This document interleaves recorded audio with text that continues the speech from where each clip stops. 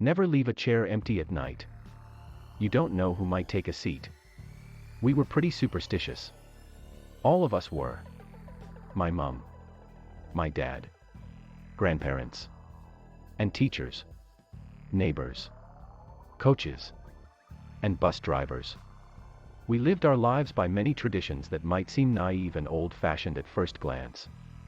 There is a simple reason for us having them, though. We all lived fine and well, obeying the communal gut feeling, and it never disappointed as long as we listened to our sayings. Not all of them sounded as inherently disturbing as the empty chair, of course. Some were just signs we looked out for. Like if there's a butterfly in your house, it means you will get visitors soon. Others were little tricks that could ease your life. Like if you want visitors to leave your home, a bit of salt poured into their shoes will do the trick. And some were, well, a bit disturbing, I guess.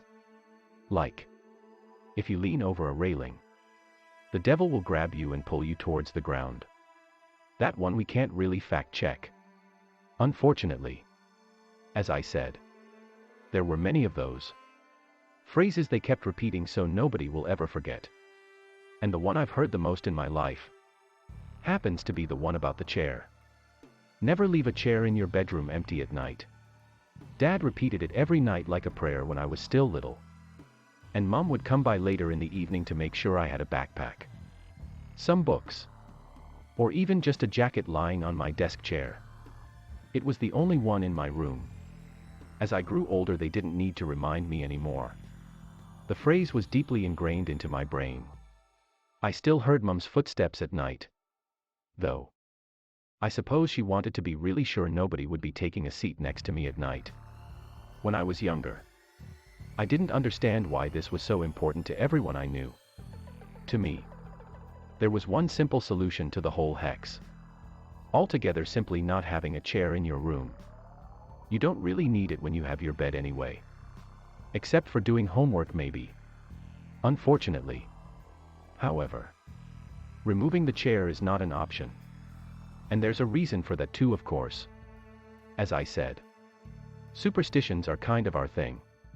As terribly afraid as the people of our community were of forgetting an empty chair, they were even more anxious of what might happen if there was no chair at all. You want to have a space for someone that might visit. You simply don't want them to visit without your approval first. It's a very strange concept, and I can't quite say how it even started. I suppose it's something our village people made up a long time ago. Someone probably once tried to remove their chair and was met with terrible fortune, and so they took the risk of having the chair in their rooms with items stacked on top. I never cared for the strange ideas and superstitions of our community much. Not until I understood what happens when you don't listen to them. You can never have every single member of a community obeying the same rules. Some people are inherently against going with the flow. Risk takers, show-offs, and adrenaline junkies. Then you have the ones who never listened much as kids and grew up not caring for old traditions. Especially when they read and watch all kinds of horror stories and start to realize that something isn't necessarily scary just because someone says so. I suppose many kids now just think that the whole saying is a way for their parents to make sure they keep their rooms clean. And so of course there were the ones who intentionally kept a chair, or even more, welcomingly empty for whoever might visit at night. They called themselves brave. We call them cautionary tales, because they all would regret it when the visitor came. The story I know the best is the one of Billy Tucker. Billy never cared much for any of the tales the older ones tell. Billy liked to tempt fate more than anything. While he lived with his parents, they made sure he was safe even if he didn't approve, but Billy grew older and bought his own little home in the same street as us. It was the very first night that he would sleep there alone. And I suppose he forgot about the chair. Or possibly he just wanted to see what would happen if he ignored the phrases that had been shoved in his head all his life. I saw him getting his mail the following day. He looked tired and disturbed. He told me he kept thinking there was someone inside his home, but that wasn't possible. Nobody ever broke into a house around here. He told me he heard someone whisper in his ear to wake him up. When he looked around, he saw nothing but a jacket that wasn't there before, hanging by his closet. You know, it was probably my ma. That woman is anxiety personified. Billy joked back then. That was the first day. After that, Billy hardly left his home anymore. I'd see his parents stop by at times to bring him food, but he never stepped outside. Apparently, he was slowly but surely losing his mind. It lasted a week until his parents found him hanging from his bedroom closet. It was a devastating tragedy for sure. But I wasn't completely convinced that it had anything to do with a chair. Billy had been a troubled kid. That was no secret. However, whether I really believed in it or not didn't matter. My gut feeling had merged with the one of the community. Whether I was afraid of the empty chair or not. As long as I lived in the strange village with all its rules and sayings, I would stick with them. Even if it was just for the sake of my parents' mental health. And I did. All those years. Until I moved far away from the village. Living in a big city was far different than anything I'd ever imagined. I suddenly had a sense of freedom I never perceived before. At first, it was overwhelming.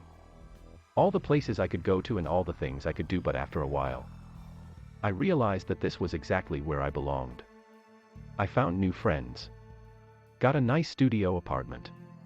And a new sense of my own identity. But of course the words I heard all my life stuck with me. Even far away from our village. I suppose a part of me believed in the superstitions at least to some degree, but I always believed that I left them with me at my old home. I didn't believe they would follow me. Not until the night. I came home rather late after drinking at the pub with a few friends. I could hardly keep my eyes open and went to bed pretty swiftly. With the last bit of consciousness, I heard the bag on the chair in my room slip to the ground. My gut kept telling me to go and pick it up, but my drunken and tired mind said that everything would be fine. I should have listened to the gut. It was still pitch dark out when I woke up by the sounds. It sounded as if someone was moving inside my apartment. At first, I didn't register much. I guess for a moment I forgot that I lived alone. When the realization came to me, my eyes opened wide. My heart started racing and I had to control my breathing. I collected all my courage and quietly moved my upper body up so that I could inspect my surroundings. There was nobody there. At least as far as I could tell with the dim light shining through my window. To calm down my nerves, I got up from the bed and turned on the lights. The good thing about a studio apartment is, there aren't many rooms where someone could hide. I checked behind the corner where my kitchen aisle. I checked under my bed and in the bathroom. There was no sign of someone being inside. Until I saw the coat rack.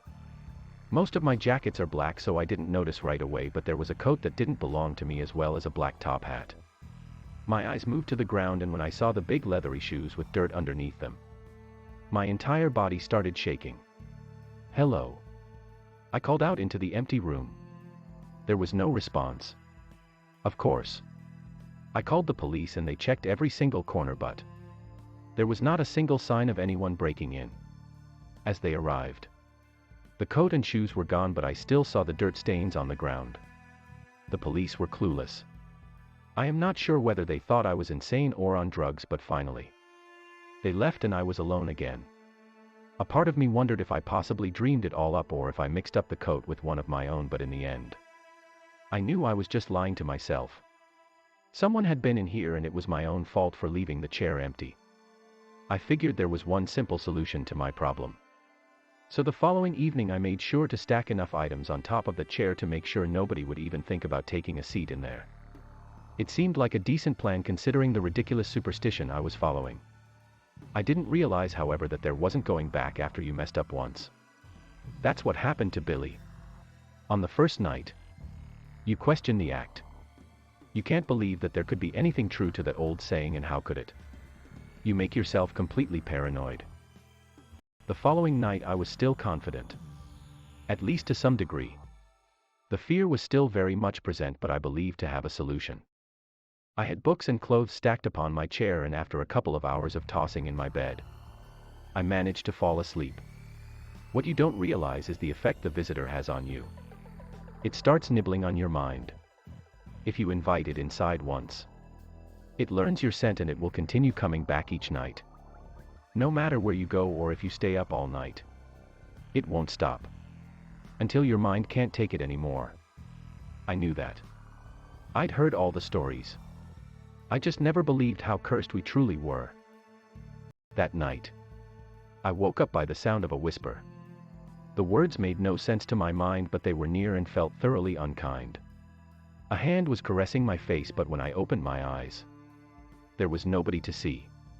The next day, I thought about staying with a friend, but I was afraid I might burden them with the same fate if it followed me. So I got a hotel room instead. I woke up when I heard a hollow laugh. It didn't stop until the sun came up again. For days I didn't sleep. Wherever I went, I knew it was there with me, chewing on my mind and swallowing my free will. As the days progressed, the whispers became more clear. It was as if it was pulling me over to a side where we could communicate. A side where I could make sense out of its words. Come with me. You won't be missed. Your choice has already been made. The voice was omnipresent. It kept whispering and laughing until every moment of my life was drained in the color of nothingness. I didn't eat. I didn't sleep. I didn't feel. I was just afraid that if it pulled hard enough, I wouldn't be able to come back. Just like Billy. We were pretty superstitious. All of us were. We all lived fine and well, obeying the communal gut feeling, and it never disappointed as long as we listened to our sayings. I thought about that when every other thought in my mind stopped making sense. I thought about the things I was told ever since I was a child. The words that might even be able to help your life. Like if you want a visitor to leave your home, a bit of salt poured into their shoes will do the trick.